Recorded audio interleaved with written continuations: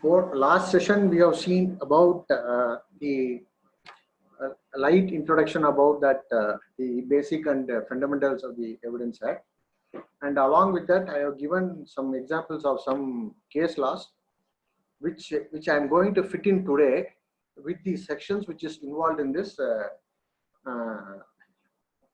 Evidence Act. So I'll just give a small brief about that. The last case I said about the Ramaraj case. One is a shooting case. Second one is a Banu case. This is a foster son of the MGR who was attacked by about 4 or 5%. The conspiracy was involved in that matter. We will take these two cases a major case, and the rest of the cases I will discuss as and when required. I made the screen. I have made that this small write up and the chart so that you can understand the briefing which I am going to give. And if it is not clearly visible to you, and just tell me, then I will put some other screen instead of the same thing. Now it is in PDF. Instead of that, I will put some other screen. It's now visible. Yeah, it is visible, sir. Yeah. You just see the screen, and I have given a brief note about the section 5. Last time I explained about section 5, in which mandates what is the evidence that you can give. நீங்க என்ன மாதிரியான evidence நீங்க வந்து கோர்ட்ல லெட்டின் பண்ணலாம்ங்கறத section 5 தான் decide பண்ணுதுங்க. Section 5 says you can let in evidence. I'll just narrate the section 5. Section 5 says the evidence may be given as to the fact in issue and the fact which are declared to be relevant under the provisions of this act. These are the two things which you have to keep it in mind. The evidence may be given as to existence of the fact in issue. Existence. The existence is a key word here. In the existence, it will come under section 3 also. It will come under section 3 fact in issue varum, section 3 la irukra proved li varum. So we will see the connectivity between, then we will go to the fundamentals of this Evidence Act. First we will see the connectivity between this three. Before that, if you want, I will take you to the section itself, to the I'll stop this brief introduction about that section.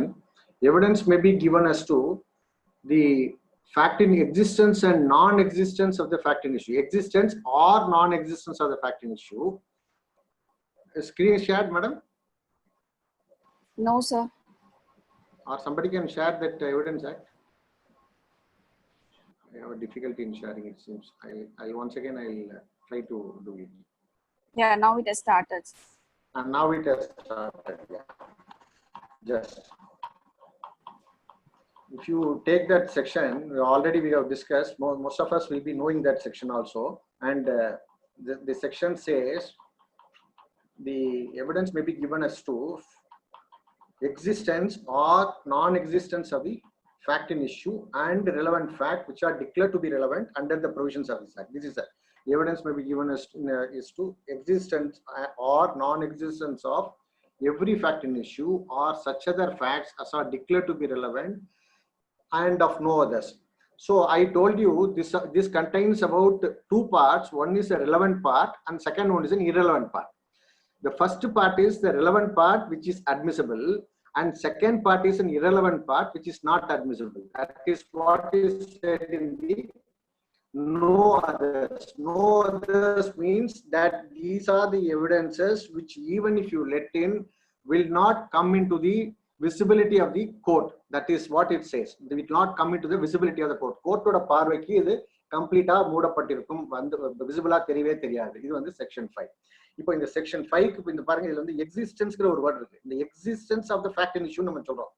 ஏன் அப்படி சொல்றோம்னா, இந்த ஒரு fact இருக்குன்னு நம்ம உள்ள நம்ம வந்து காமிக்கிறோம். இப்போ ப்ராசிக்யூஷன் வச்சுப்போம். நம்ம assume that we are appearing with the prosecution. We will come to the defense side also. இந்த ஃபேக்ட் இருக்குன்னு சொல்லி ப்ரூஃப் பண்ண வேண்டியது ப்ராசிக்யூஷனுடைய கடமை. That is a burden of proof lies on the prosecution under section 101 of the Evidence Act. So therefore existence of the fact இருக்குங்கிறத நம்ம வந்து prosecution வந்து சொல்றாங்க. So existence of the fact in issue and such other fact which are relevant, which are connected to the fact in issue. So this is the thing which permits a lawyer or a prosecutor or anybody who is pleading before the court to let in evidence before the court of law. This section is the empowering section. Then we will go to So probably we have already discussed this section last session also. Then we'll go to the section 3, in which it says the fact. What is fact in issue? What is fact in issue is this is a fact which is required for the prosecution to assert the liability.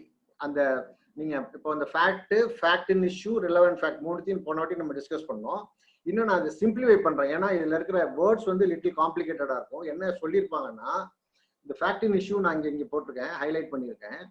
Expression fact in issue means and include any fact either by itself, ஒரு ஃபேக்டோ, in connection with the other facts. In connection with the other facts means இன்னொரு 4-5 ஃபேக்டோட சேர்ந்தோ the existence of the right liability இருக்கு பாரு, கீழ வந்து existence இருக்கு, நான் existence இருக்கு. Right liability, disability is asserted or denied in a suit or proceedings. To make it simple to understand, we will take that existence of the liability. Who will say the liability? I have committed an offense. The prosecution will say the liability. The existence of the liability, the prosecution will try to assert. They will take all efforts to assert.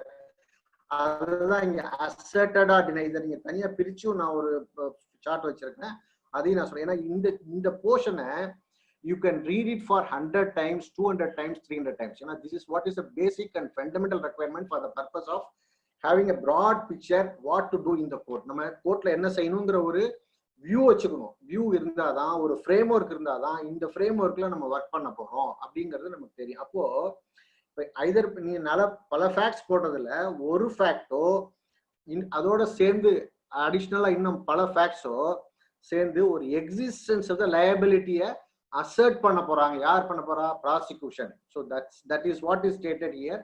Fact in issue. என்னென்ன fact?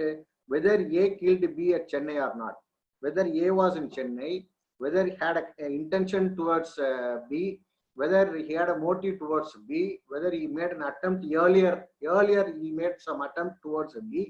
All these things will constitute, and ultimately இதெல்லாம் relevant. எது fact in issue? There were 2 injuries that's been caused by the A. That is one on chest, one on head. 2 injury இருக்கு. இந்த 2 இன்ஜுரியும் வந்து அடிக்கும் போது யாரு பார்த்த சாட்சி இல்ல circumstantial evidence. Circumstantial evidence will come later. கண்ணுற்று பார்த்த சாட்சி, ஐ witness who perceived that act by senses. கண்ணால நான் பார்க்கிறேன், பார்க்கும்போது நான் கோர்ட்ல சொல்லும்போது இந்த fact in issue இருக்கு பாருங்க. fact in issue, whether A attacked B or not, இந்த ரெண்டும் they will constitute the fact in issue. மத்ததெல்லாம் relevant fact. நான் சென்னையில இருந்தேன், முத நாள் வந்து டெல்லியில இருந்து சென்னைக்கு வந்தேன், இதெல்லாம் relevancy it will add weight to the fact in issue. So what is fact in issue? Either by itself, a fact either by itself or in connection with the other facts, the existence of liability is asserted. This is a simplified form. Elaborate பண்ணீங்கன்னா existence, non-existence, nature, extent of liability அப்படி வச்சுக்கலாம். Civil case எடுத்துக்கிட்டீங்கன்னா existence, non-existence, nature, extent of right on the basis of my document. இந்த document civil கேசஸ்ல நம்ம for easy understanding purpose of this evidence act, I am taking the criminal cases for as illustrations to make you to understand easily. So if existence of liability, I have violated the law, I have broken the law, I have penal code la or offense commit பண்ணிருக்கேன், or act commit பண்ணிருக்கேன். So and the act oda ingredient இங்க whether I caused death or not. அப்போ இந்த caused death க்கு என்னென்ன facts தேவையோ all these facts will constitute the fact in issue. இப்போ என்ன இதுல வந்து இது அங்க ஃபைல்ல என்ன வார்த்தை பார்த்தோமோ அதே வார்த்தை இங்க இருக்கு பாருங்க. existence of evidence may be given as to existence of the fact in issue அப்படின்னு சொன்னதை இங்கேயும் சொல்லியிருக்காங்க பாருங்க. The fact which either by itself connection with other facts, the existence of இங்க மேல இருக்கு existence of liability. அப்போ இந்த existence of liabilityக்கு நம்ம என்னென்ன எவிடன்ஸ் லெட்டின் பண்ணணுமோ அதெல்லாம் ப்ராசிக்யூஷன் லெட்டின் பண்ணுவாங்க. existence of the liability is asserted is proved. So this is what the fact in issue. இப்போ இதுல நீங்க வந்து சிவில் கேஸ் போனீங்கன்னா ரைட் போலாம், அது கிரிமினல் கேஸ்னா லைபிலிட்டியோட ரெஸ்ட்ரிக்ட் பண்ணிக்கோங்க. இப்போ டிஃபென்ஸ்க்கு வந்தீங்கன்னா defence what will say there is a non-existence of the liability. So therefore the facts which are constituting the non-existence of the liability will be attracted, will be used, or will be taken up by the defense. Defense ku non-existence of the liability, for the prosecution existence of the liability. In the facts enna facts la idla ulla varudho, those facts are the facts in issue. So the key word is existence of the fact in issue da neenga let in evidence or let in panna mudiyum. Non-existence of the fact in issue வந்து பொறுத்து நீங்க let in பண்ண முடியும். Only one exemption is section 11, that is alibi. That is alibi நம்ம செப்பரேட்டா நம்ம அந்த section 11 க்கு வரும்போது நம்ம டீல் பண்ணுவோம். So I am not at all present in, இப்போ சப்போஸ் இந்த டைம்ல இந்த நேரத்துல 17/7 இன்னைக்கு தேதியில 3 மணி 15 நிமிஷத்துக்கு PM ஈவினிங்க்கு என் மேல ஒரு கேஸ் போடுறாங்க. இப்போ என் மேல கேஸ போடும் பொழுது நான் என்ன சொல்லுவேன், I was not at all present there. நான் I was present, these are all the facts. I was in a webinar meeting. There were so many people, 200 people who had been attending my webinar meeting. 200 people watched me on their eyes. They pursued me by their senses. They pursued me by their senses that I have been taking a class on Evidence Act. So that time I was not at all available. That particularly if a case is posted in Chennai, I can say that I was in Tanjavur, sitting in Tanjavur, and I was in the webinar meeting. So I am putting the facts in the webinar. Those persons, அவங்க என்னென்னலாம் பார்த்தாங்களோ அதை சொல்லும் பொழுது that becomes the non-existence of the fact in issue. நம்ம என்ன பண்றோம், ஒன்னு disprove பண்ணுவோம். அதுக்கு we will go to the next session. This continuously we will have to see that. இப்போ நான் என்ன பண்றேன், I am making an asserting, disproving the liability asserted by the prosecution. So the fact in issue என்னென்ன வருதுங்கறத பாத்துக்கிட்டீங்க இல்லையா. இப்போ fact in issueங்கிறது நான் வந்து தஞ்சாவூர்ல இருந்தேன், நான் வெபினார் மீட்டிங் எடுத்தேன். I was in the webinar, so many people saw me, so many people heard me, it was also recorded. So all these things will constitute to deny the fact in issue asserted. Deny the fact issue பாருங்க, இங்க ரெண்டு வார்த்தையுமே இருக்கு. ஒரு பக்கம் வந்து assert பண்றாங்க, இன்னொருத்தவங்க deny பண்றாங்க. Asserted or denied in the suit or proceedings. So what is that? The assertion will be done by the prosecution, denial will be done by the defense. I deny that. So existence of the fact in issue and the non-existence of the fact in issue are the two parallel things which you have to bear it in your mind. You can keep it. So 5 existence of the fact in issue தான் நம்ம let in பண்ணலாம். Non-existence of the fact in issue நம்ம வந்து let in பண்ணலாம் as an evidence. So இந்த section 5 க்கும் இந்த 3 ல இருக்கிற ஒரு part, first part க்கும் கனெக்ஷன் வந்துருச்சா existenceல. மூணாவது பார்ட்டுக்கு வாங்க, proved. On what basis the court adjudicates the issue. அப்புறம் திருப்பி again we'll go to the fundamental issue, some of the document evidence இதெல்லாம் போவோம். இப்போ வந்து what basis the court consider a fact as a proved. பாருங்க, I'll read that. Proved. A fact is said to be proved when, after considering the matter before it, the court either believes it to exist or consider its existence so probable that the prudent man ought to act upon the supposition that it exists. இப்போ section 5 லயும் existence வருது, section 3 ல இருக்கிற fact in issue லயும் existence வருது, section 3 ல இருக்கிற proved லயும் existence வருது. Disproved க்கு அப்புறம் போலாம். Proved இன்னொரு வாட்டி நான் சொல்றேன். The fact is said to be proved when, after considering the matter before it, court either believes it to exist or believes its existence so probable that a prudent man ought to act upon the supposition that it exists. First part is a belief part. The part number 1 is a belief part, and the part number 2 is the consideration part. On consideration of what? In the consideration of this is so probable, the prudent man ought to act upon the supposition that it exists in the prudent man who considers what?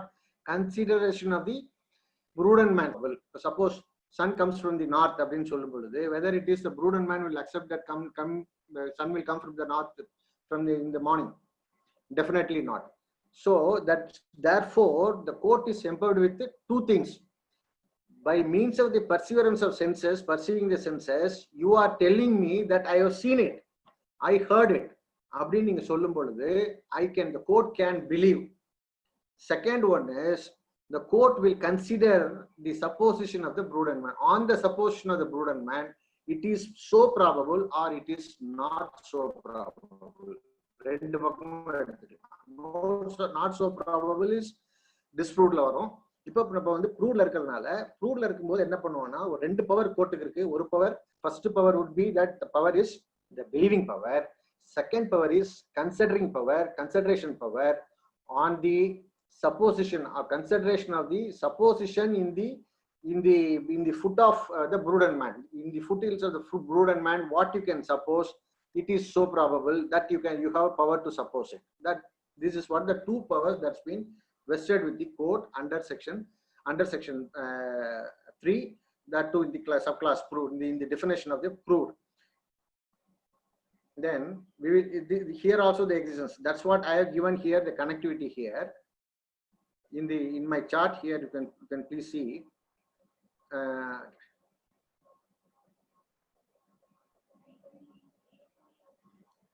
Is it visible? I think it is visible now. Yes, sir. You see, Yes. I have simplified for the purpose of your understanding here. I have accumulated all the three sections which have been separately defined there in the act. See, the evidence may be given as to existence or non-existence of the fact in issue and relevant fact. So these are the fact in issue by means of which the existence of the liability is asserted. This is the facts on the basis of which the existence of the liability is asserted by means of the various facts. It's not a one fact, it is connection with the other facts also. Okay, this is 3 says this is called this is the fact in issue. And then on the basis of the fact in issue, existence, one, you are letting in the evidence, the existence of the fact in issue, and in the evidence of the fact in issue there are so many facts which constitute the fact in issue. And the third one is by means of believing the existence of the fact in issue, by means of believing the existence of the fact in issue, the court comes to the conclusion the fact is proved. So therefore I have given here the court the existence of the fact in issue. On the basis of the existence of the fact in issue, court believed this is believed by the court or consider it existence so probable, irdirkalam nichayama, so probable in the supposition of the prudent man. In the supposition of the prudent man, it is so probable. The court considers that. It doesn't believe that. It considers that it is so probable that's so probable that in the supposition of the prudent man, it is existed. So this is how the fact is said to be proved. In the portion, proving portion, அப்படியே இந்த proving non-existent portion left side வாங்க. By the defense, the existence of the liability is denied. There is no liability, I say. Here there is a liability which is asserted by the prosecution. I say there is no liability. So to that extent, I am letting in evidence as to the non-existence of the fact in issue. Where it is stated, I can let in evidence pertaining to the non-existence of the fact in issue under section 5 of the Evidence Act. So this existence is a key word which is a connecting word between the section 3 and section 5 of the Evidence Act, between what are all the evidence which you can let in, what are all the evidence which will constitute, what are the facts which you can let in, what are all the facts which will constitute the fact in issue, and what are all the facts which will be taken into consideration or which will be believed by the court as to the existence of the fact. So this is a connecting bridge between the existence is the connecting bridge between the three important definitions given in the Evidence Act pertaining to letting in power and what are the facts, what are the ingredients of the offense, what are the act that is committed by the accused. In the act committed by the accused குள்ளலாம் 10 fact இருக்கும், 100 fact இருக்கும். எல்லா ஃபேக்டையும் நம்ம coin பண்ணி we'll have to put a garland. So we'll have to make it as a garland. If you make it as a garland, ultimately it will pinpoint the finger of guilt to the index of guilt towards the accused. This is what how this beautifully this. That's why I used to say that the Evidence Act is an integrated mechanism. It cannot be isolatedly, it cannot be separatedly. தனித்தனியா ஒவ்வொரு செக்ஷனையும் நீங்க பார்த்து படிச்சு முடியாது. ஒவ்வொரு செக்ஷனுமே ஒரு இன்டர்லிங்க்லா போய் வந்துட்டே இருக்கும். So it is a whole scheme. Like நீங்க நெல்லை எடுத்து அரிசி இதுல போட்டீங்கன்னா மிஷின்ல போட்டா எப்படி உங்களுக்கு வந்து அரிசியை மட்டும் தனியா பிரிச்சு கொடுக்குது, அது மாதிரி வந்து எது உண்மை அப்படிங்கறத வந்து எல்லா செக்ஷன்லையும் நீங்க அப்ளை பண்ணீங்கன்னா எது உண்மை அப்படிங்கறது வந்து இந்த மெக்கானிசம், இந்த scheme of the Evidence Act will தனியா பிரிச்சு கொடுக்கும், எது உண்மை எது பொய் அப்படிங்கறத பிரிச்சு கொடுக்கறதுக்கு தான் இந்த டோட்டல் ஸ்கீம். ஸோ நான் ஒரு பக்கம் எக்ஸிஸ்டன்ஸ் சொல்லிட்டேன், இன்னொரு பக்கம் நான் எக்ஸிஸ்டன்ஸை யார் வந்து ப்ளீட் பண்ணுவாங்க? த டிஃபென்ஸ் வில் ப்ளீட் த நான் எக்ஸிஸ்டன்ஸ். அல்டிமேட்டா டிஃபென்ஸ் ப்ளீட் பண்ணும்போது நான் எக்ஸிஸ்டன்ஸை ப்ளீட் பண்ணி வரும்போது then ultimately you have two options for the defense. Either you can disprove your case, or you can say this is so probable that this fact doesn't exist. That's called, the second part of the disproved is called the preponderance of probability. Why it is called? Now we always say there's a preponderance of probability, preponderance of probabilities. How the preponderance of probability has been coined? In the second part of the proved, so probable, the believe la poningina so probable, believes it does not exist அப்படிங்கறதுல வந்து ரெண்டாவது பார்ட்ல டிஸ்ப்ரூவ்ல வந்தீங்கன்னா first part will comprise of the court after same அதே தான் வெர்பாட்டிமா சேமா வந்திருக்கும். ப்ரூவ்டும் டிஸ்ப்ரூவ்டும் வெர்பாட்டிமா வந்து சேம் வேர்ட்ஸ் தான், ஒன்லி நான் existence. court believes the non existence of the fact in issue, or court believes, considers his non-existence so probable, the prudent man ought to act on the supposition that it doesn't exist அப்படிங்கறதுல வந்து அதுல நம்ம ரெண்டாவது பார்ட்ல fit in பண்றது தான் நம்மளுடைய டிஃபென்ஸ்னுடைய majority ஒர்க்கா இருக்கும். So we are under the first part is proved is for the prosecution, second part disproved is the for the defense. Now we will go to the definition of the disproved. Once again I'll take you to the earlier this one. Can you see that, madam? Is the chart is visible? Is that act is visible? No, sir. It's not, huh? Yeah, started sharing. Yeah, now it is. Now disproved, I'll read it again. Okay. The fact is said to be disproved when, after considering the matter before it, the court either believes, here is also believing. Believing of what?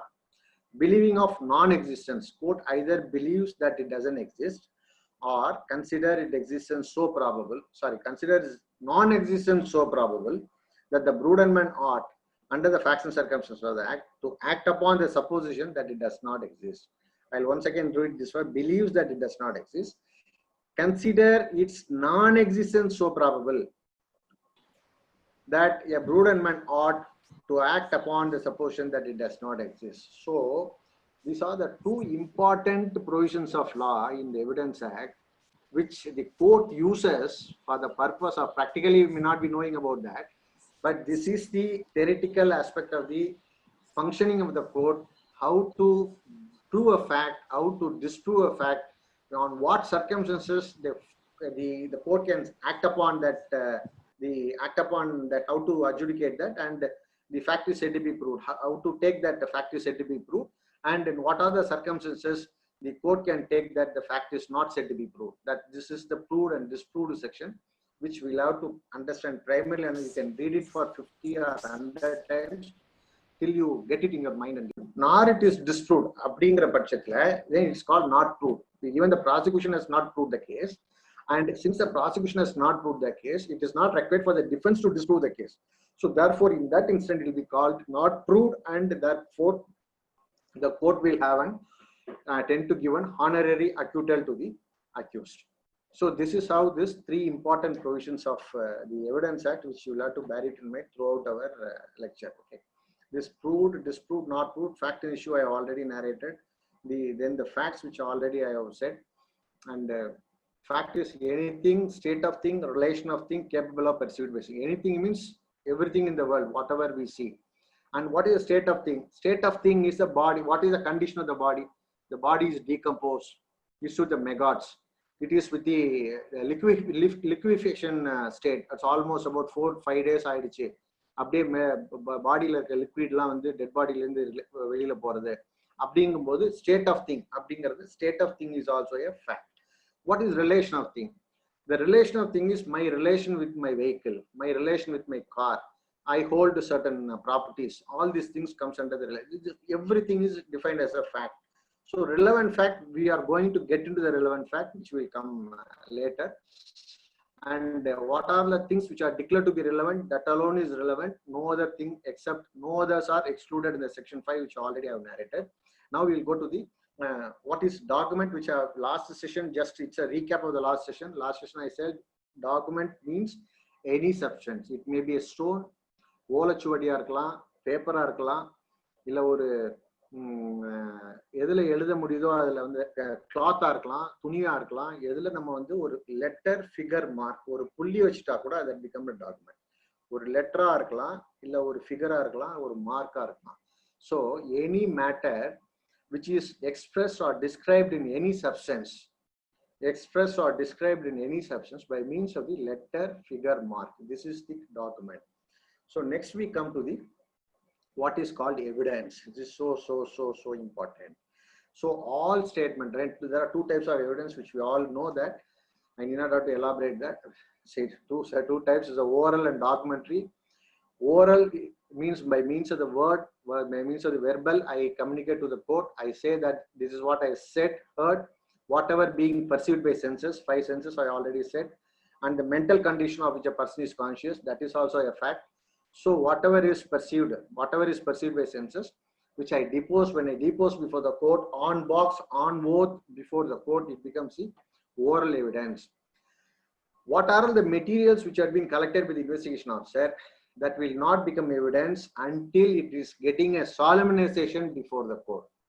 So the material is for the purpose of for an IO for coming to a conclusion that this is a prima facie material which is pinpointing the accusation or charges against the accused, and ultimately when he is going to be deposed before the court on box, on oath, which gives a solemnity, which gets a solemnization before the court, and turns into an evidence. It's a oral evidence, which is a oral or verbal.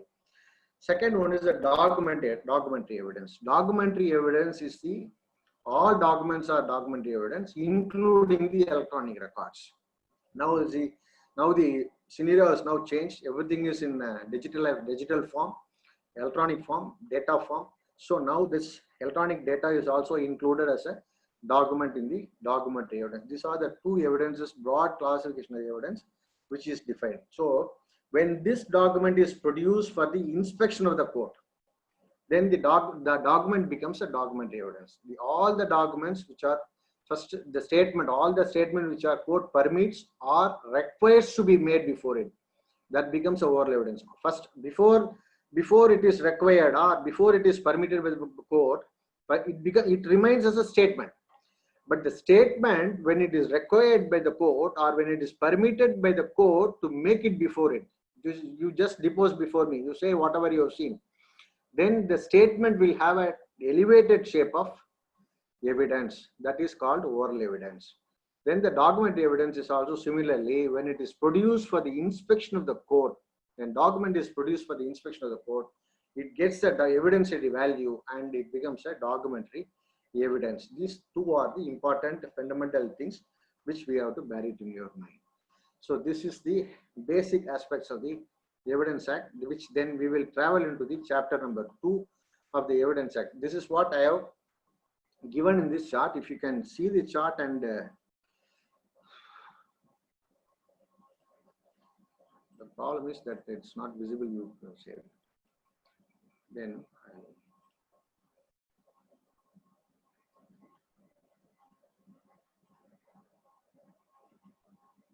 this I have shown, I think. This is visible, madam, please. Madam, is it visible? Anything is visible? Illa sir, share agave illa. Illa sir, no sir. Now it started. Now it has started. Now it is started, yeah. Okay. இப்போ பாருங்க, started but திருப்பி அந்த PDF தான் காமிக்குது. இப்போ இதுலயும் நான் உங்களுக்கு சொல்லிருக்கேன், இதுலயும் இந்த சார்ட்லயும் சொல்லிருக்கேன், எக்ஸிஸ்டன்ஸ் அண்ட் நான் எக்ஸிஸ்டன்ஸ் மட்டும் நான் பிராக்கெட் பண்ணிருக்கேன் பாருங்க. நம்ம இததான் ப்ரூஃப் பண்ண போறோம். ஒருத்தங்க ப்ரூஃப் பண்ண போறாங்க, ஒருத்தங்க டிஸ்ப்ரூவ் பண்ண போறாங்க. This is a play that is going on in the court. One is existence of the fact and one is non-existence of it. I'll stop it and I'll go to the next chart.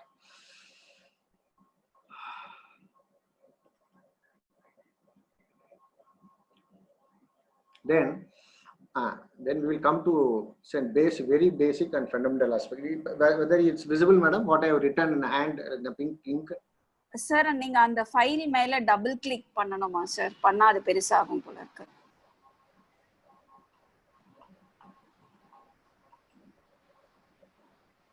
இல்ல right click பண்ணி open கொடுங்க sir.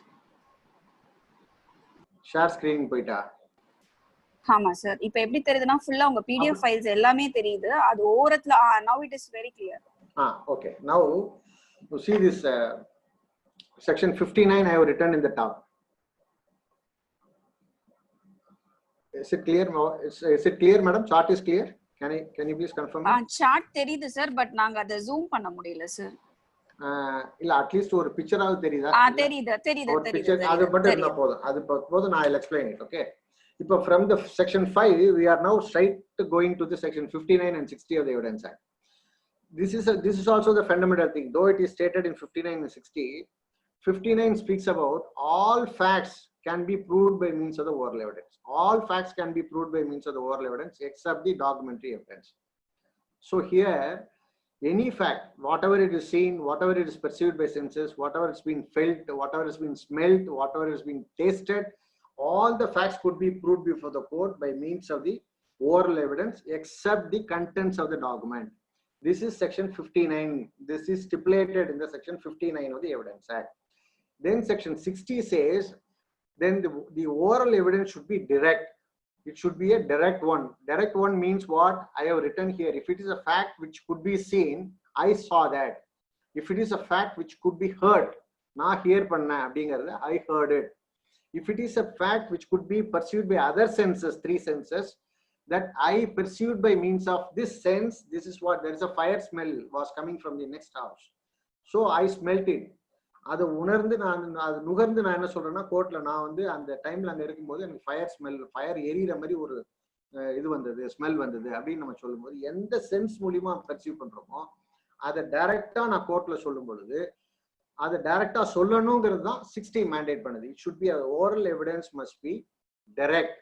I heard it, I have seen it. நான் பார்த்தேன்னா நானே பார்த்தேன்னு சொல்லணும், நான் கேட்டேன்னா நானே கேட்டேன்னு சொல்லணும். இன்னொருத்தர் வந்து கேட்டு சொன்னோம்னா அப்பதான் ஹிட் பை ஹியர்சே. இப்ப எல்லாருமே வந்து நான் கேட்டு சொன்னதுனாலே அது வந்து நான் கேட்டேன் இந்த மாதிரி ஒரு சவுண்ட், அலார்மிங் சவுண்ட் நெக்ஸ்ட் பக்கத்து வீட்டுல இருந்து வந்ததுன்னு சொன்னாலே இட்ஸ் ஹிட் பை ஹியர்சேங்கிறாங்க. It's not so. நான் வந்து உங்கள்கிட்ட வந்து சொல்றேன், எங்க பக்கத்து வீட்டுல இருந்து ஒரு சவுண்ட் வந்துச்சுங்க, நான் கேட்டேன் இந்த டைமுக்கு, something was alarming, something was disturbing, some other incident happen inside the house அப்படின்னு நான் உங்கள்கிட்ட சொல்லி நீங்க போய் கோர்ட்ல சொல்லும் போது அட் பிகம்ஸ் ஹியர்ஸ்.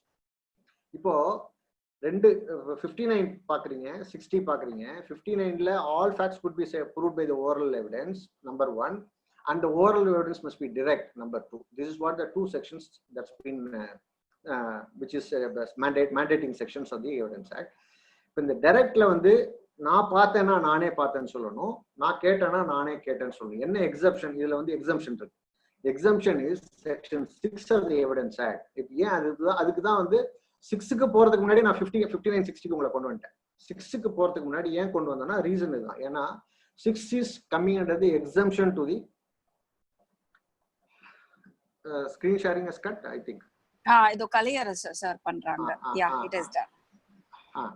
அவரு போட்டு கொடுத்தாரு, பட் அது எனக்கு டபுள் கிளிக் பண்ணி வரல. இப்ப பாருங்க, செக்ஷன் எக்ஸம்ஷன் என்னது? Section 6 of the Evidence Act is res gestae. Facts which are, நான் அதுக்கு definition பாறேன், the facts which are not actually a fact in issue but which forms which are so connected to the fact in issue and forms a part of the transaction, forms a part of the same transaction. Section 6 is the exemption to the 60.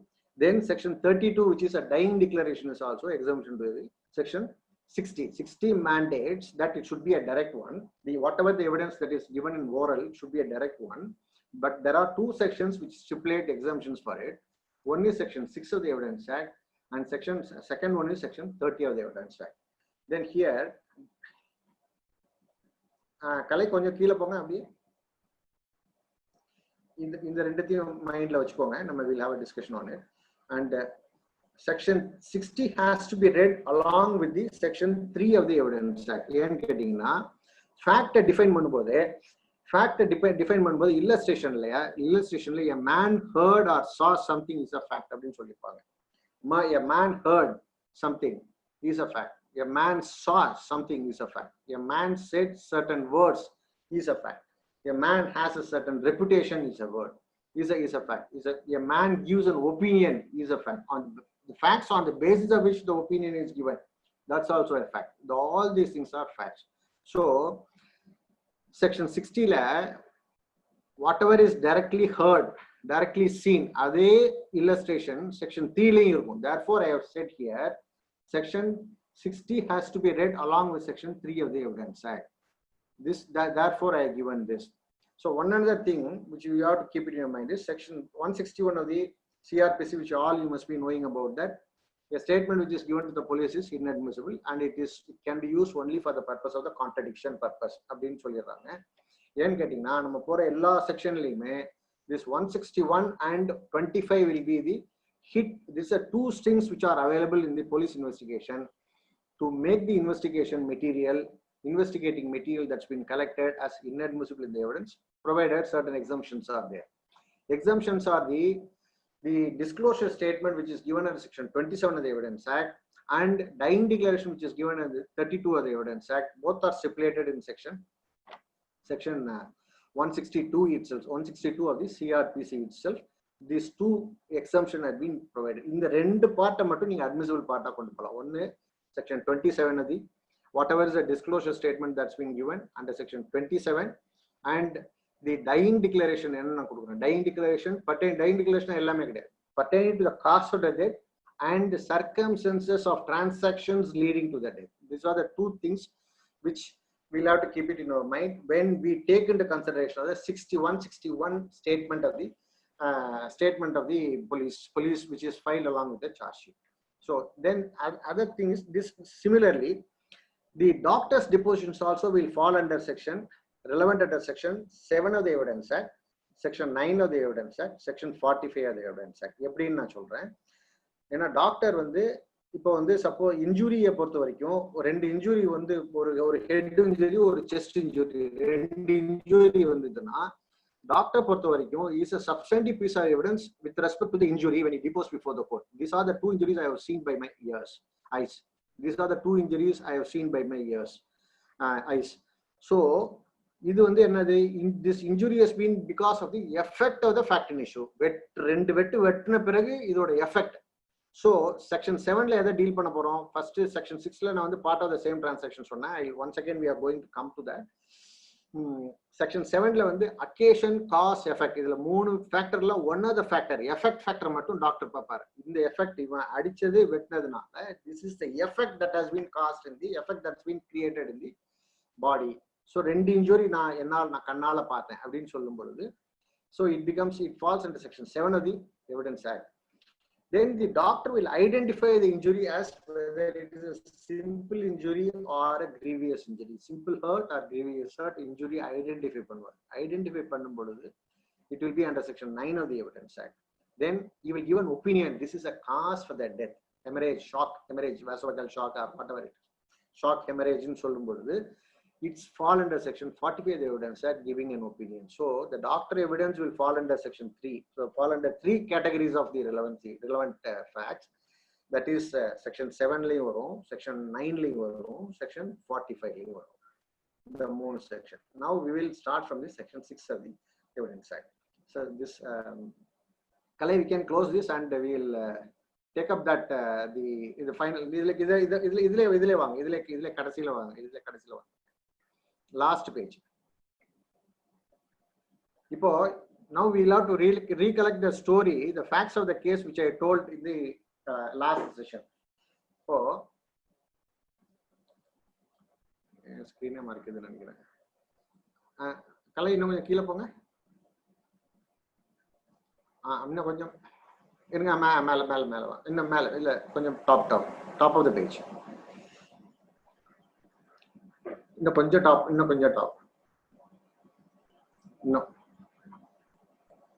Bus இதுல பாருங்க. நான் first ஒரு case சொன்னேன், ராமராஜ் கேஸ்ல there will be a shooting.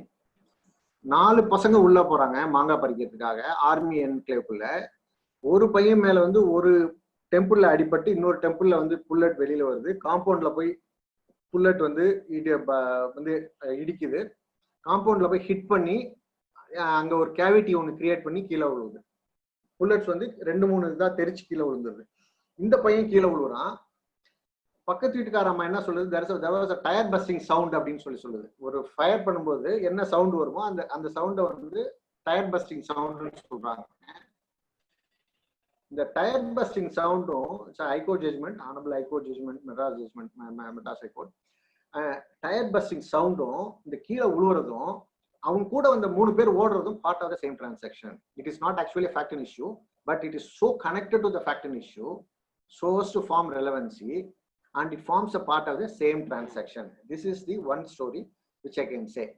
Best example I can say for the same transaction, which is part of the same transaction. ஒருத்தர் stop பண்ணும்போது ஒருத்தர் sound கொடுக்குறாரு பாருங்க. ஒரு ஸ்டாபிங் பண்ணும்போது ஒரு சவுண்ட், ஒரு ஐயோ அம்மான்னு ஒரு சவுண்ட் கொடுக்குறாரு. அந்த சவுண்டை இன்னொருத்தர் கேட்கிறாரு. அந்த கேட்கும் பொழுது it becomes a part of the same transaction. Then the next example case is the Venkatesh case, which I have said. A1, A2, A3, A1 and A2 along with the deceased used to go for drinking, and deceased என்ன பண்ணுவானா, இவங்க drinking பண்ணாங்கன்னா அவங்க கொண்டு போய் வந்து அந்த owner கிட்ட வந்து ஒரு போட்டு கொடுத்துருவாரு. இந்த மாதிரி 2 பேரும் நீ குடிச்சிட்டு வந்திருக்காங்க கேண்டீனுக்கு அப்படின்னு. The owner was running the canteen, PW1. இப்போ இதுல பாருங்க, இதுல வந்து டைரக்ட் ஹர்ட், அதாவது directly herd, which is direct evidence, which is falling under section 60 of the Evidence Act. Then which is a hearsay, which is hit by hearsayங்கிறது ரெண்டுத்தையும் நான் அதில் distinguish பண்ணியிருக்கேன். அதுக்காக தான் வந்து அந்த ஸ்டோரி வந்து இந்த ஸ்டோன் கல்ல போட்டு கொண்ட ஸ்டோரி நான் ஏன் சொல்லியிருப்பேன்னா, இந்த ரெண்டுத்தையும் நீங்க ஈஸியா வந்து டிஸ்டிங்விஷ் பண்ணி மைண்ட்ல புரிஞ்சுக்கலாம். இப்போ PW3 வந்து injured. PW3 was attacked by A2. A1 வந்து என்ன பண்றான்னா, ஸ்டோன் எடுத்து டிசிஸ் மண்டையில போட்டுறான். A1 வந்து டிசிஸ் மண்டையில ஸ்டோனை போடுறான். அதை PW3 பாக்குறான். PW3 பார்த்தோன்னு A2 என்ன பண்றான், PW3 உட்டாலே அடிச்சிடறான். அடிச்சோன்னா அவன் ஒரு கத்து கத்துறான், டிசிஸ் ஒரு கத்து கத்துறான். இந்த 2 சவுண்டும் யார் கேட்கறாங்கன்னா PW5 கேட்கிறாரு. PW5 was staying in the next room of the in which the canteen was running. next roomல எங்கேயோ தங்கி இருக்கிறவர் கடை குடுகுடுன்னு ஒடியாந்துடுறாரு. இப்போ ஒடியாரும்போது PW3 narrates all the incident. A1 வந்து மண்டையில கல்ல போட்டான், A3 வந்து A2 வந்து என்னை அடிச்சான் அப்படிங்கறத அதை narrate பண்றாரு. narrate பண்ணும்போது this is the statement which is made at the time of the occurrence, therefore it will fall under section 6 of the Evidence Act, and also it is a former statement which is made at or about the time when the incident has happened, therefore it will fall under section 157 of the Evidence Act also, which we will come later. 157 Evidence Act க்கு நம்ம அப்புறம் வருவோம். இப்போதைக்கு நம்ம 6ல இருக்கோம். 6ல இருக்கிறதுனால இப்போ PW5 என்னென்னலாம் சொன்னானோ, PW5 வந்து இன்சிடென்ட்டை பார்க்கல. PW5 has not seen the incident. PW5 only heard the sound. I reached the spot. Next ரூம்ல இருந்து வரான். இப்போ இது டைரக்டா அவனுக்கு சவுண்ட் மட்டும் டைரக்டா கேட்டுடுச்சு. டைரக்டா சவுண்ட் கேட்டுடுச்சு. ஐ ஹர்ட், அதை சொல்லிடுவான் கோர்ட்ல. I heard the sound, I rush to the spot. But PW3 என்ன சொன்னானோ, PW3 வந்து என்னென்னலாம் வந்து PW5 சொன்னாரோ, that becomes a part of the same transaction, which is so connected to the fact and issue. So therefore it is heard directly. If it is heard directly, it will fall under section 60 of the Evidence Act, and also will fall under section 6 of the Evidence Act. இது வந்து 6க்கும் 60க்கும் உள்ள எக்ஸாம்பிள்ங்க. இப்போ இந்த 2 பேர் சேர்ந்து PW3 அடிபட்டு injury with bleeding injury, இவன் என்ன பண்றான், இமீடியட்டா வந்து ஓனர் PW1க்கு சொல்றான். ஓனர் உடனே ஓனர் வந்துடுறாரு. PW1 is the owner of that canteen. அவர் என்ன சொல்றாரு, PW1 உடனே வந்து இவரையும் கூட்டு வர சொல்றாரு. மேனேஜர்கிட்ட சொல்லி மேனேஜரையும் வர சொல்றாங்க. PW1 கிட்ட பாஸ் ஆன இன்ஃபர்மேஷன் PW6 கிட்டையும் போகுது. PW6 கிட்ட போய் PW6ம் PW1 கோர்ட்ல டிபோஸ் பண்ணும்போது இவங்க என்னென்னலாம் நடந்துச்சுன்னு சொன்னாங்களோ, தட்ஸ் ஹிட் பை ஹியர்சே. பிகாஸ் அவங்களுக்கு வந்து இந்த செக்ஷன் 6ம் அப்ளை ஆகாது, 60ம் அப்ளை ஆகாது. ஏன்னு கேட்டீங்கன்னா அவங்களுக்கு டைரக்டா சவுண்ட் ஹியர் பண்ணல. இன்ஃபர்மேஷன் வந்து PW3யும் PW5யும் தான் இன்ஃபர்மேஷன் கொடுக்குறாங்க. கொஞ்சம் மேல போனோம், கலை கொஞ்சம் மேல போனோம். This is hit by hearsay, but PW1 can prove PW1 what is deposed with the PW1, it will prove the presence of PW3 and PW5. See the difference, how this is could be அப்படியே பார்ட்டா பிரிச்சு நீங்க evidence வந்து நீங்க எடுத்துக்கலாம். இது இந்த fact இவரால prove ஆனிச்சு, இந்த ஃபேக்ட் இவரால ப்ரூவ் ஆனிச்சு, இந்த ஃபேக்ட் இவரால ப்ரூவ் ஆனிச்சு அப்படின்னு. அப்போ இப்போ டிஃபரன்ஸ் வந்து PW3 யும் PW5 யும் அங்க இல்ல, disbelievable, the presence is not available, presence is cannot be believed அப்படின்னு சொல்லி ஆர்கியூ பண்ணும் பொழுது their presence could be proved, the court can say their presence had been proved by PW1 and PW6. To that extent PW1 and PW6 is believable. Rest of the things are which are hearsay, therefore I will not take that into consideration.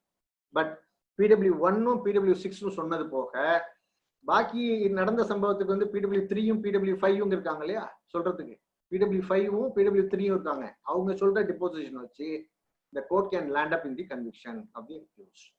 This is what has happened. Court ultimately said liable to be convicted, and they both were punished. They were punished under section 302 of the IPC. So இது தான் direct evidence, directly heardங்கிறதுக்கும் hit by hearsayக்கும் உள்ள difference வந்து நான் இந்த மேல டாபிக்ல சொல்லியிருக்கேன். இந்த இடத்துல கொஞ்சம் மேல போங்க Kalai please. Kalai can you Kalai you hear me? இங்க பாருங்க, நெக்ஸ்ட் பேஜ் வந்துட்டோம்னு நினைக்கிறேன். அதுக்கு முதல் பேஜுக்கு வந்துட்டோம் கலை.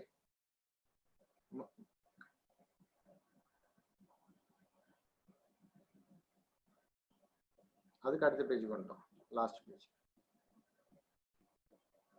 இங்க பாருங்க, இங்க இன்னும் கொஞ்சம்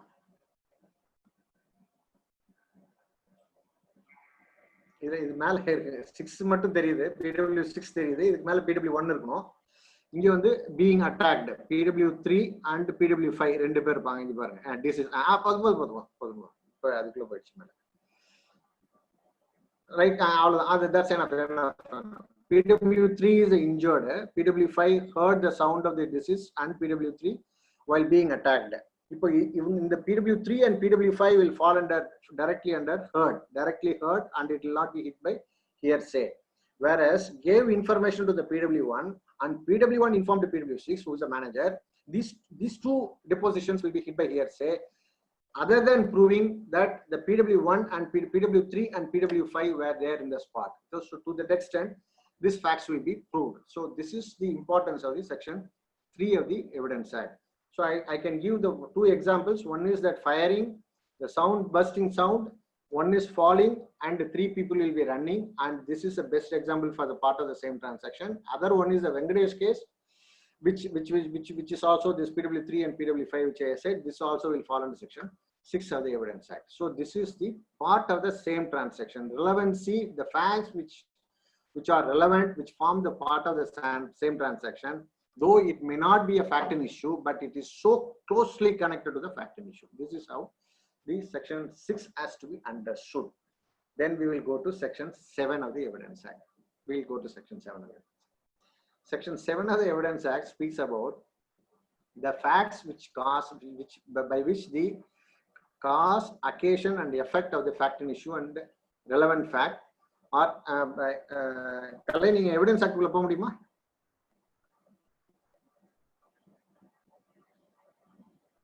Can we take Evidence Act, Kalai, section 7?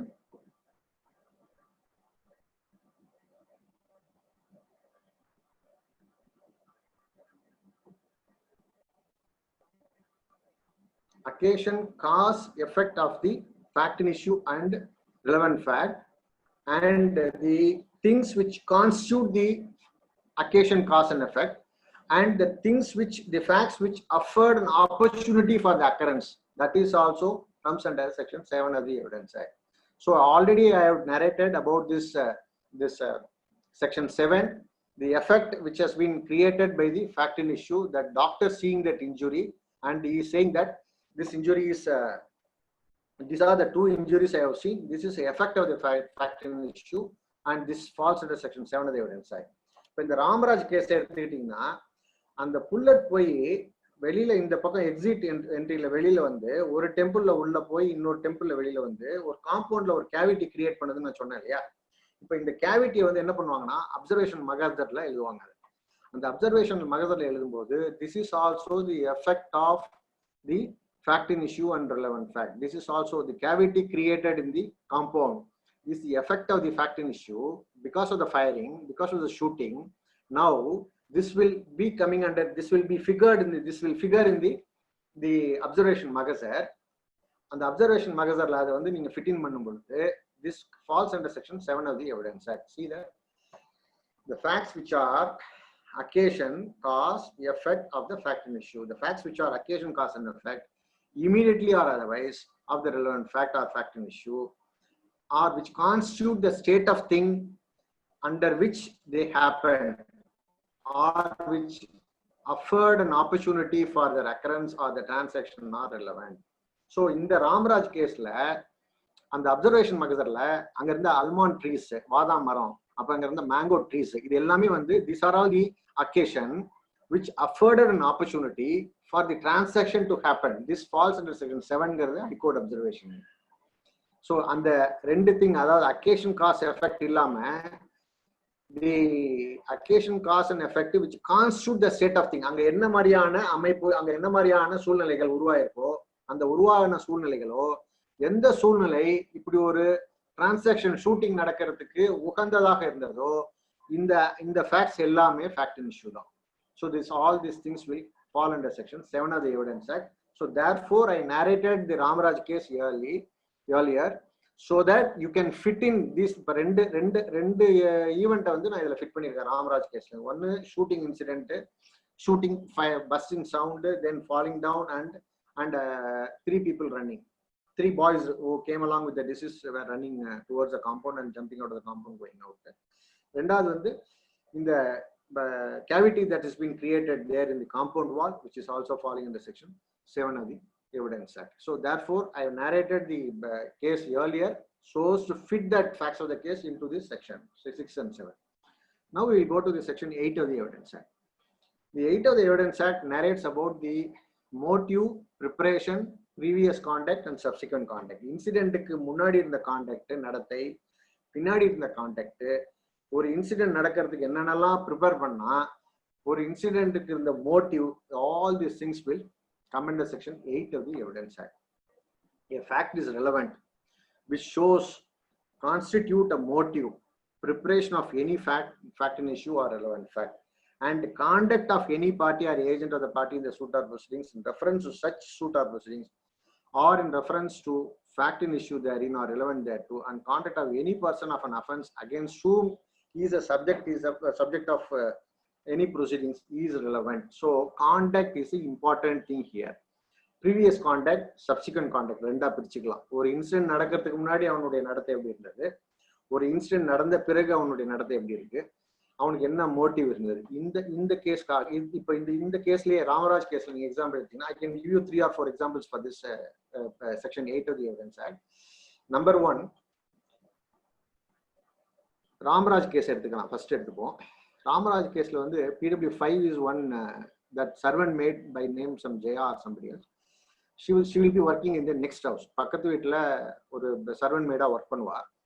அவ என்ன சொல்லுவானா, இவருக்கு இந்த பக்கத்து வீட்டுக்காரருக்கு வந்து இந்த பசங்க வந்தாலே ஒரு அலர்ஜி. ஏன்னா இந்த பசங்க முன்னாடி வந்து கல் அவுட் அடிக்கும்போது, மாங்காய் அடிக்கும்போது, பாதாங்காய் அடிக்கும்போது அந்த கல்லு இவரோட கார் கண்ணாடி மேல விழுந்து அந்த விண்ட்ஷீல்டு தெரிச்சு போச்சு.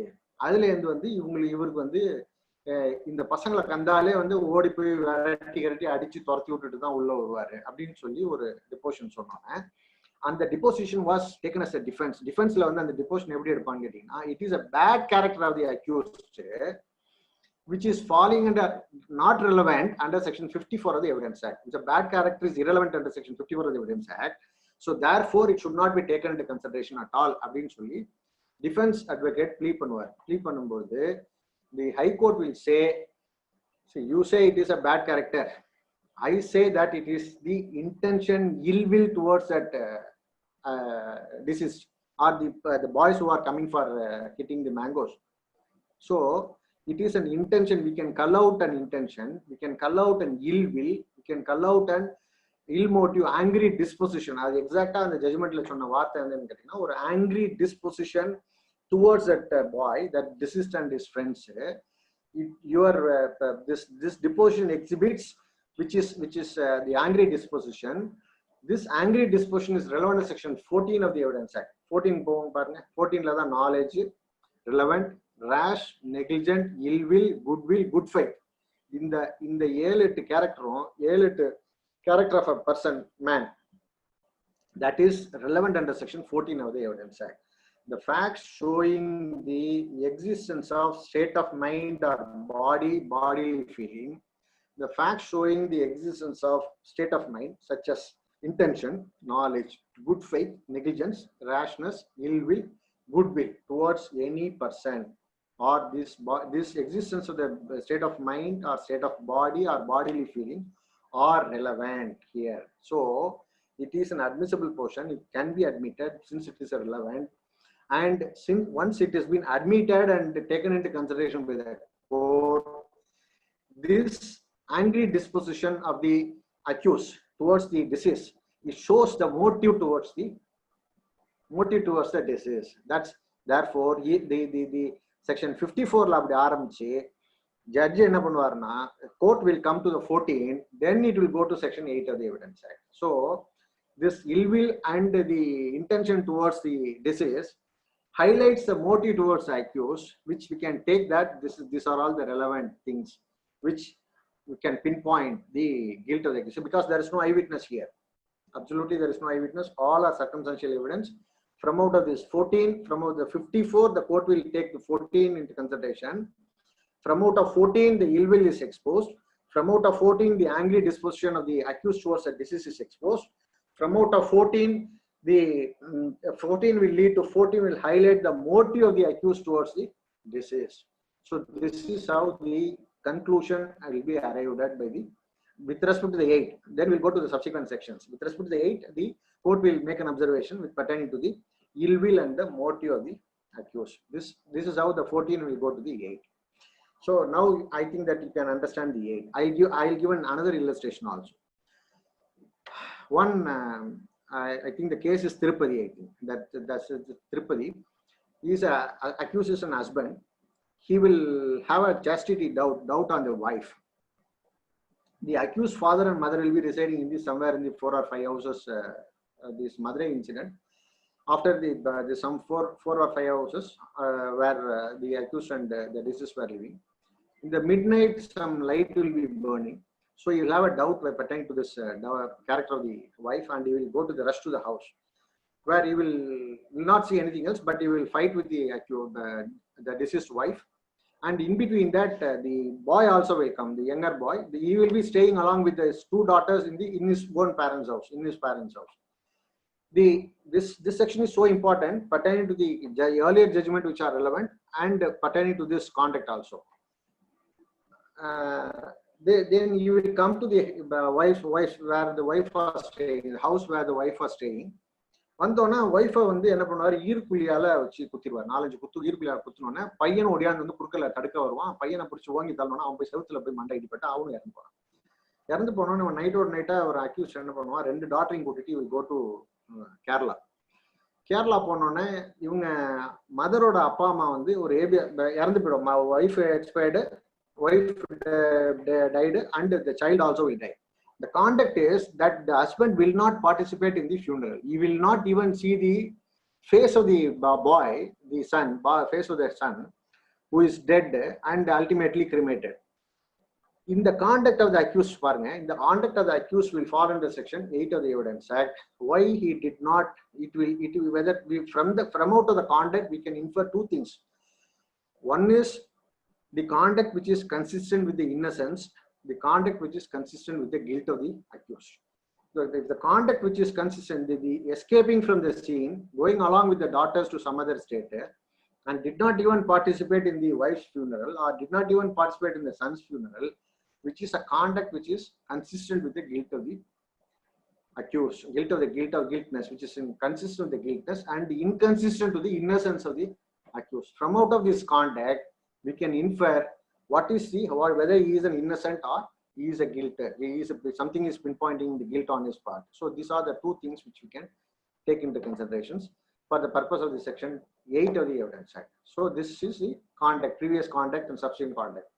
He will surrender before some magistrate. This is a subsequent conduct where it shows the inconsistent with the guiltness of the accused. This is the conduct. This conduct is how it is inferred from the fact of the case. This is how the conduct. Then the father of the child, grandfather of the children இருக்காங்க பாருங்க. இந்த 2 granddaughter காணோம்னோனே you will go and file a SCB petition before the Madurai High Court.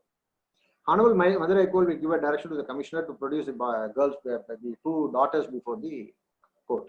So this judgment is a part and parcel of this case, and the judgment is relevant under section 40, 41, 42, and 43. The previous judgment, when it is done, something 40, 41, something relevant to some civil cases also will come, some probate and other things and all.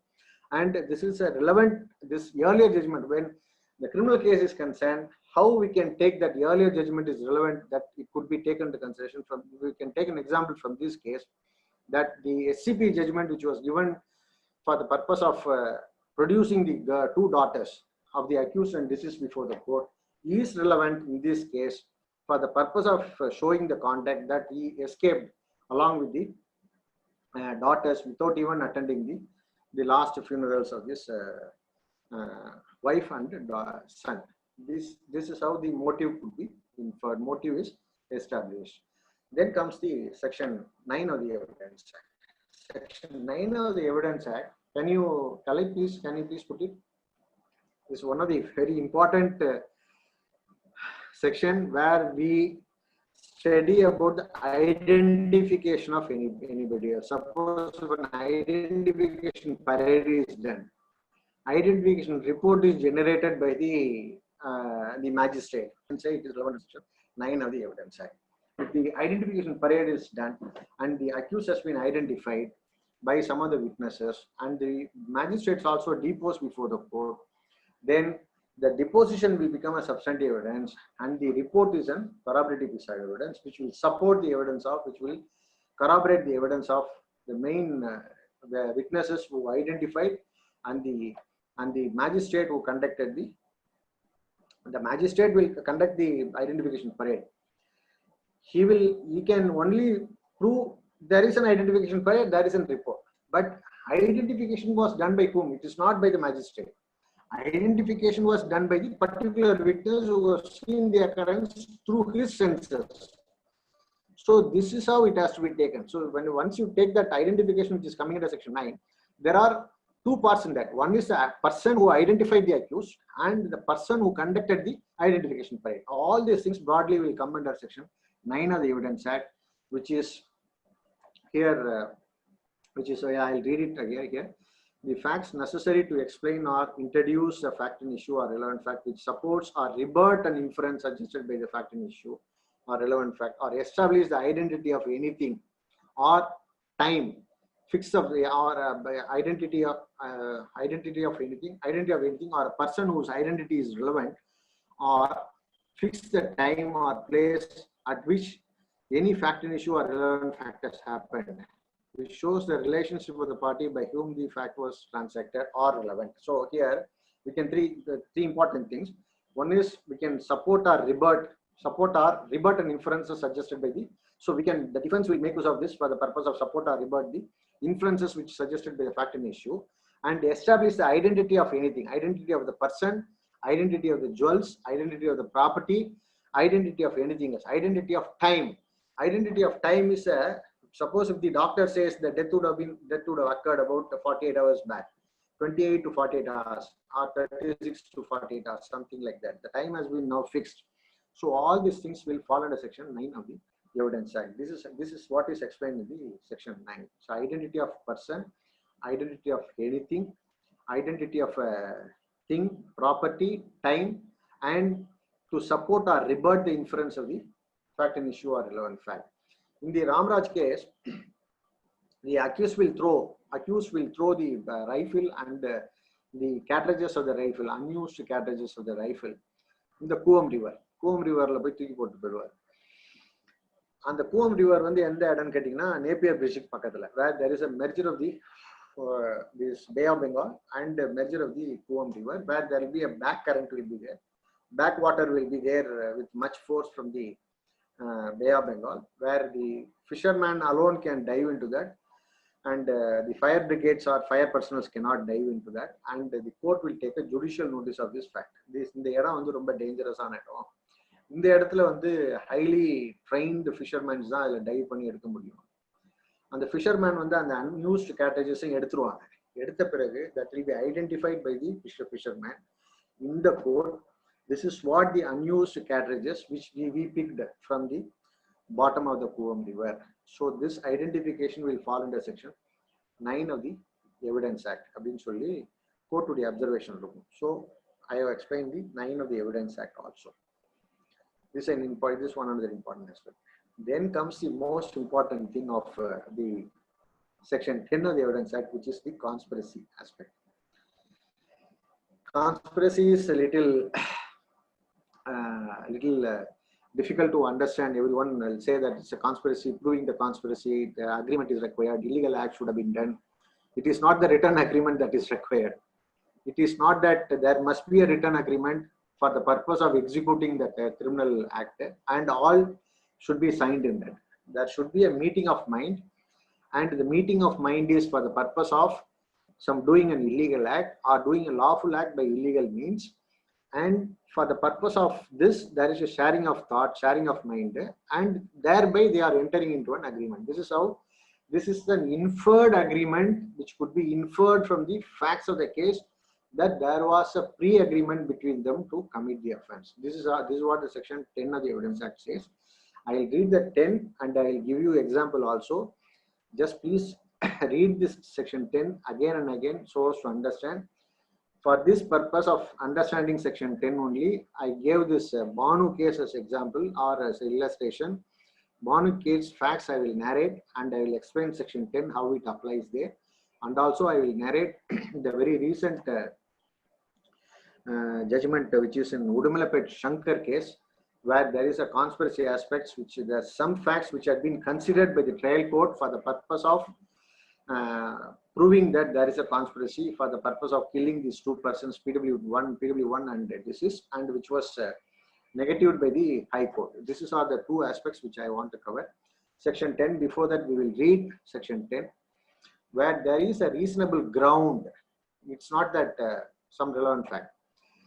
It's not actually we require something else. There is a reasonable ground to believe that two or more persons have conspired together to commit an offense or an actionable wrong. Anything said, done, or written by any one of such persons in reference to that common intention after the time when such intention was first entertained, after the time such first intention was first entertained by one of them, by any one of them, is relevant as against each of the person believed to be so conspiring, as well as for the purpose of proving the existence of the conspiracy. So relevant for the purpose of what? There is an existence of conspiracy, number one, and these are the persons believed to have conspired, believed to be so conspiring. These are the two things. Now, relevant during the subsistence of the conspiracy, the moment the intention for the conspiracy has been hatched, after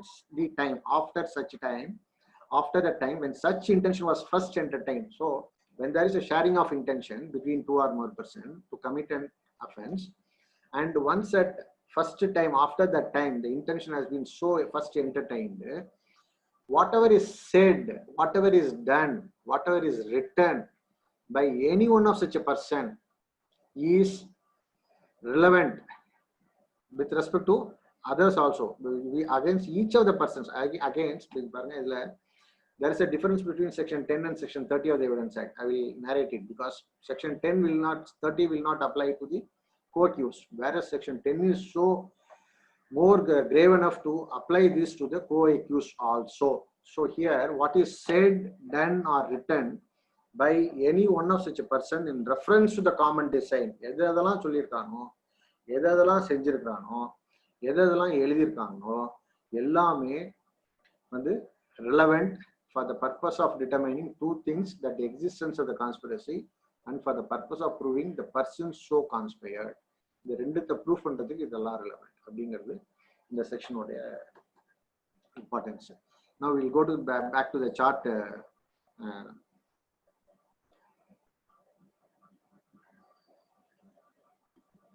Back to the chart. Banu case, that last page number 5.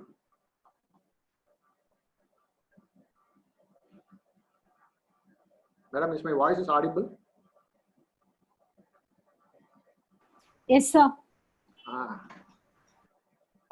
இப்போ இந்த கேஸ்ல பாருங்க, Banu versus state, this A1 has been acquitted for lack of evidence, but lack of evidence, there were evidences for conspiracy and other things, but the 628B certificate was not obtained by the investigation, so therefore A1 has been acquitted by the High Court. But இப்போ என்ன நடந்திருக்குன்னு பாருங்க, modus operandi of the operation of this crime என்னன்னு பாத்தீங்கன்னா, A2 engages 79, PW 79, who is an approver witness. His name is some Venkatesh or something like that. இதுல வந்து பானு கேஸ்ல வந்து என்னன்னு கேட்டீங்கன்னா, deceased is a foster son of MGR, former chief minister of Tamil Nadu, foster son of the MGR. The A1 is the sister's, A1 is the deceased wife's sister. That is, two sisters had a conflict. A1 and another sister had a conflict with respect to all the properties that's been managed. Another and the property managed பண்ணனும், நான் எனக்கு வரணும் அந்த சண்டேல ஒரு sister என்ன பண்றா, இன்னொரு சிஸ்டருடைய ஹஸ்பண்டை வந்து டார்கெட் பண்றா. அந்த டார்கெட்டட் பர்சன் தான் டிசிஸ்ட். இப்போ இந்த டிசிஸ்டை வந்து கொலை பண்றதுக்கு he engages A2 வந்து என்ன பண்றாருன்னா, PW 79 போய் பிடிக்கிறார். PW 79 போய் பிடிச்சு, எனக்கு வந்து இந்த பர்சனை நீ வந்து எலிமினேட் பண்ணணும், எலிமினேட் பண்றதுக்கு நான் உனக்கு 5 லட்ச ரூபா பணம் கொடுக்குறேன், இந்த 50,000 ரூபாய் நீ இப்ப கையில வாங்கிக்க அப்படின்னு சொல்லிட்டு 50,000 ரூபாய் காசு கொடுத்துட்றாங்க. இப்போ PW9 இதெல்லாம் கோர்ட்ல சொல்லும் பொழுது, இப்போ there is a conspiracy that's been developed between A2 and 79. இப்போ 79 என்ன பண்றாரு, A3 போய் பார்த்து A3 வந்து 10,000 ரூபாய் காசு கொடுக்குறாரு. 79 A3 பாருங்க, நான் A2 pays 10,000 to 79 போட்டிருக்கேன் மேல. அப்புறம் A17, PW 79 pays A3 rupees 10,000. 79 pays 10,000 to A3. இது ரெண்டுமே என்ன எப்ப நடக்குது, during the subsistence of the conspiracy. இன்னும் வந்து டிசிஸ் இன்னும் இறக்கல, offense has not been committed, offense has not been accomplished. அதுக்கு முன்னாடி offenseங்கிறது இங்க ஒரு பாயிண்ட் கொடுத்துருங்க, offense பாயிண்ட். இப்போ இந்த பாயிண்ட்ல இருந்து, இந்த கான்ஸ்பிரசி பாயிண்ட் A1 பாயிண்ட்ல இருந்து இந்த பாயிண்ட் வரைக்கும் என்னென்னலாம் நடந்ததோ that will be covered under section 10 of the Evidence Act. அப்போ PW 79 says, I received rupees 50,000, I paid rupees 10,000 to A3 அப்படின்னு சொல்லி அவர் சொல்லும் பொழுது ரெண்டு டிரான்சாக்ஷன் அதுல வருது. Fact number 1 is, I received 50,000 for committing an offense of causing death of the deceased, out of which I paid 10,000 to A3. After paying 10,000 to A3, A2 takes 79 to the Ramavaram தோட்டம். இந்த வீட்டுல இருந்து ஒருத்தர் வருவாரு, இவரை தான் நீ கொலை பண்ணணும், மர்டர் பண்ணணும்னு சொல்லி சொல்றாங்க. சொல்லும்போது தென் இந்த 79 வந்து அந்த இடத்த பார்த்தோன்னே ஒரு டிஸ்டர்பன்ஸ் வந்துருச்சு. ஆஹா, பொலிட்டிக்கலி இன்ஃபுளுன்ஷியலான ஃபேமிலியில இருந்து நம்ம கை வைக்க போறோம் அப்படின்னு ஒரு பயம் வந்தோடனே அவன் வந்து இவர் யோசிக்கிறாரு. யோசிச்சுட்டு என்ன பண்றான், 79 வந்து யோசிச்சுட்டு A3 வந்து சொல்றான், இந்த மாதிரி டோன்ட் டூ தட், அதை அப்படியே விட்ரா பண்ணிடு, இதுல இருந்து இந்த கொலை பண்ற இந்த அக்ரிமெண்ட் ஒத்துக்கிட்டதுல இருந்து நம்ம வெளியில போயிடுவோம், இது வந்து பெரிய இடமா தெரியுது, இல்ல கை வச்சோம்னா நம்ம எல்லாரும் மாட்டிப்போம் அப்படின்னு சொல்லி 79 சொல்லும்போது A3 said something, but what's happened between A3 and 79 is a totally different thing. In due course of time, A2 was pestering PW 79. He was nagging him, என்ன பண்ணலையான்னு கேட்டு அரிச்சுக்கிட்டே இருந்தோன்னா, இப்போ ஒரு ஸ்டேஜ்ல அவன் சொல்றான், நான் விட்ரா பண்ணிக்கிறேன், எனக்கு தெரியாது, நீங்க ஏதாவது நீ முடிவு பண்ணிக்க அப்படின்னு சொல்லிடுறான். அப்போ வந்து என்ன பண்றான், A2 gets A3's number and gets a direct link between A2 and A3 is established. Direct link between A2 and A3 is established. Now the new set of conspiracies developed between A2 and A3, and PW 79 keeps away from that conspiracy. 2-3 months கழிச்சு he sees in the newspaper and channels, papersல இதுல ரிப்போர்ட்ஸ்ல, TV ரிப்போர்ட்ஸ்ல தெரியுது, this was murdered அப்படின்னு தெரியுது, Vijayakumar was murdered அப்படின்னு தெரிஞ்சோன்னே immediately 79 calls A3 ட்ட offence Poynting ஒரு point போட்டுருங்க பாருங்க. இந்த பாயிண்ட் வந்து செகண்ட் பாயிண்ட் வந்து அஃபென்ஸ் பாயிண்ட். இந்த பாயிண்ட்ல after the execution of the offence, இந்த எக்ஸிகியூஷன் ஆஃப் அஃபென்ஸுக்கு பிறகு A3 ட்ட ஃபோன் பண்ணி அவர் கேட்கிறாரு, என்ன கொலை பண்ணிட்டா தான் நியூஸ் வந்திருக்கு, என்னன்னா நான் தான் பண்ணினேன், நாங்க வித் A4 A5 A6 பண்ணிட்டோம், யூ கீப் குவைட், நீ வந்து விளையிட்ட, நீ பேசாம போயிடு, யார்ட்டையும் வெளியில ஓப்பன் பண்ணனா same your life is endangered அப்படின்னு சொல்லி அவரை ஒரு மிரட்டி அவனை வந்து 79 கட் பண்றான். யாரு, A3. But A3 gives a voluntary confession to him. I did it, we did it, I did it along with A3, A4, A5 and A6 னு ஒரு கன்ஃபெஷனை கொடுத்துறான். See, இப்போ இந்த 50,000 10,000 கொடுத்தது வந்து கான்ஸ்பிரசில relevant, which is falling under section 10 of the Evidence Act. A3 gives a confession to 79, I did it or we did it along with A4, A5, A6, which is a confession under section 24 of the Evidence Act, which is a confession which is given voluntarily, which is a confession which is given without any threat, promise or inducement. It was given to 79 very voluntarily. So therefore it will fall under section 24 of the Evidence Act. இப்போ நான் இதில் போட்டிருக்கேன் பாருங்க, இங்க இதுலேருந்து இந்த பேரந்திசிஸ், இந்த ஒரு ப்ளூ கலர்ல ஒரு பேரந்திசிஸ்ல இதுலேருந்து இது வரைக்கும் என்ன நடந்ததோ இது வந்து செக்ஷன் 10ல வருது. Falls under section whatever is said, done or written during the existence of the conspiracy is existence of the falls under section 10 of the Evidence Act. Whatever is said subsequent to the commission of the offense, that is A3 giving a voluntary confession to PW 79, that will fall under section 24 of the Evidence Act. The same confession, A3 is a maker. Since he is a maker, this is a substantive piece of evidence with respect to the A3. It's a substantive piece of evidence with respect to A3, which does not require any corroboration at all. Then what is his evidentiary value of the A3 with respect to A4, A5 and A6? A3 is a maker. Since he is a maker, it is a substantive piece of evidence. A4, A5 and A6 are the non-makers. They are the co-accused. With respect to the A3, they are the co-accused. So therefore, the confession which is given by A3 is the co-accused confession with respect to A4, A5 and A6. So this confession, same confession, which is a substantive piece of evidence with respect to A3, is a corroborative piece of evidence which will fall under section 30 of the Evidence Act. Now, 30 of the Evidence Act, which will fall under section 30 of the Evidence Act, and which requires என்ன இப்போ இந்த இதுக்கு என்ன difference, A3க்கும் A4, A5, A6க்கு என்ன difference? A3 அந்த substantive piece of evidence மட்டும் வச்சுக்கிட்டே நீங்க கன்விக்ட் பண்ணலாம். பட் A4, A5, A6 அதை நீங்க வந்து கராபரேட்டிவ் பீஸ் ஆஃப் எவிடன்ஸ்ங்கிறதுனால you have to marshal other pieces of evidences which are available as against A4, A5, A6, and this A3's confession could be used as a corroborative piece of evidence for A4, A5 and A6. This is what the principle that's been initiated in the Kashmir Singh 1950s and the Bhubani Sahu, the Privy Council's case, and subsequently the Haricharan Gurmi's case, the Constitutional Bench of the Supreme Court of India. This is the concept. Provided it is a joint trial. If it is a split trial, suppose assume that A4, A5 and A6 gone escaped, then the trial is split out. அப்போ A3 கன்ஃபெஷனுக்கு இங்க என்ன value இருக்கு split ட்ரையல்னு கேட்டீங்கன்னா 0 value, no value at all. It has only a 0 value in the split trial. Whereas இந்த joint trial மேக்கருக்கு பொறுத்த வரைக்கும் ஒரு வேல்யூ, நான் மேக்கர் பொறுத்த வரைக்கும் ஒரு வேல்யூ. மேக்கரை பொறுத்த வரைக்கும் அது சப்ஸ்டாண்டிவ் பீஸ், வேற எந்த எவிடன்ஸும் வேண்டியதில்லை. It's a voluntarily without any inducement, thread, promise. Therefore it will fall under section 24 of the Evidence Act. It will directly, it could be convicted, safe to convict him. Whereas A4, A5, A6 இவங்க பொறுத்த வரைக்கும் it's only a co-accused confession.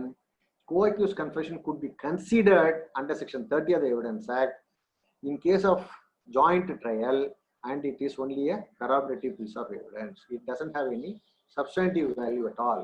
It is corroborative. We will have to marshal the other evidence, and if other evidences are available, you can make use of it for corroboration. If other evidences are not available, no other go, you have to acute the A4, A5 and A6. No other go. Absolutely. இப்போ suppose இந்த offence commit பண்றதுக்கு முன்னாடியே வந்து A3க்கும் ஒரு 79க்கும் ஒரு talk இருக்குன்னு வைங்க. Assume, we only assume it, but it's not in the fact. It has not really happened. We are only assuming. Offense commit பண்றதுக்கு முன்னாடியே A3 சொல்றான்னு வைங்க. A3 says, I along with A4, A5, A6, we are going to commit this offense. அப்போ இந்த மாதிரி corroborative piece இல்ல, it is a substantive piece under section 10 of the Evidence Act. That's what the difference, main difference you will have to understand. Section 10, section 24, section 30. இதே ஒரு confession மாதிரி ஒரு சின்ன statement, confession ஸ்டேட்மெண்ட்ல commit ஆன பிறகுதான் confession statement. சாதாரணமா சொல்றான்னு வைங்க, A3 வந்து 79 கிட்ட நானும் A4, A5, A6 தான் இதை செய்ய போறோம், ஒத்துக்கிட்டோம், பணம் வாங்கிட்டோம் அப்படின்னு சொல்றான்னு வைங்களேன். Certainly this is what is this will come under what is said under, it is something said under section said, done or written. அதுல வந்து said under section 10 of the Evidence Act. இப்போ அந்த இன்சிடென்ட் நடந்திருந்ததுன்னா இந்த A3, A4, A5, A6 வேற எந்த corroborative substantive piece evidence இல்லாம சிம்பிளா நீங்க வந்து கான்ஸ்பிரசில நீங்க கன்விக்ட் பண்ண முடியும். You have to understand the conspiracy 120B is a distinct offense. Distinct offense, அது என்ன offense-னா, it does not have any punishment award within itself. It will acquire what is offense that is conspired. இப்போ 302 offense conspire பண்ணனா அதுக்கு என்ன offense இருக்கோ அந்த offense வந்து நீங்க 120B எடுத்துக்கோ. இப்போ நான் வந்து ஒரு theft commit பண்றதுக்காக நான் ஒரு பண்றேன், ஒரு conspiracy நடக்குதுன்னா theft-க்கு என்ன offense punishment இருக்கோ அந்த அஃபென்ஸோட பனிஷ்மெண்ட்டை 120B எடுத்துக்கும்.